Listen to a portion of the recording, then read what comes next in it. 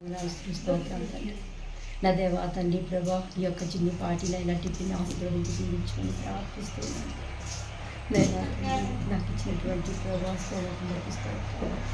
నా దేవా నాకు స్తోత్రం వీళ్ళకి మంచిగా చేయాలని ప్రభా దయచేసి ప్రభా అర్థం చేసుకుని ప్రార్థిస్తున్నాను.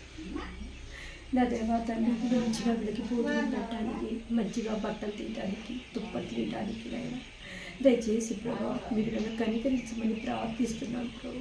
మీరు నన్ను ఆశీర్వదించమని ప్రార్థిస్తున్నాను ప్రభు. నైనా తండ్రి వీళ్ళని చూస్తుంటే ప్రభు నా మనసు కరగపోతుంది ప్రభు.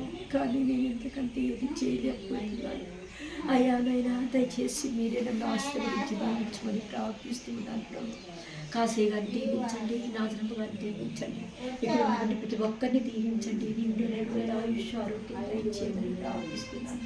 నైనా ఈ పలహారాన్ని ప్రభా 30 60 నిరంతరంగా ఫలాభివృద్ధి దయచేయమని ప్రార్థిస్తున్నాను. నా పోస్ట్ గవర్నమెంట్లో కలవడానికి దయచేయి.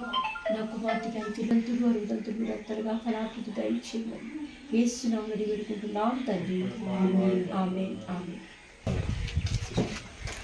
మౌనంగానే ఎదగమని మొక్క నీకు చెబుతుంది, ఎదిగిన కొద్దీ ఒదగమని అర్థమందులో ఉంది.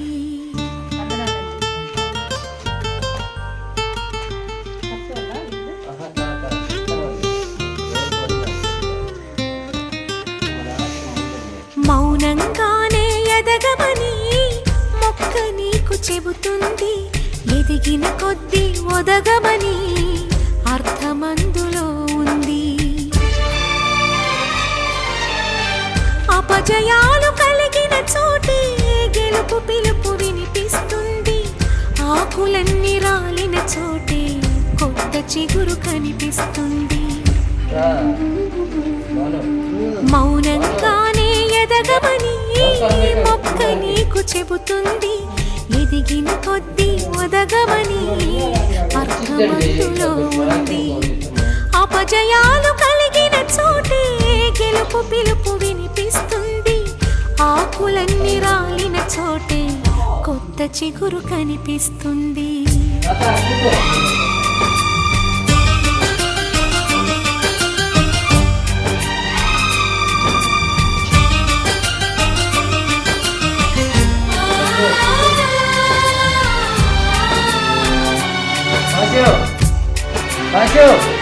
కూర్చో కూర్చో చేయి. అన్నం కాయలే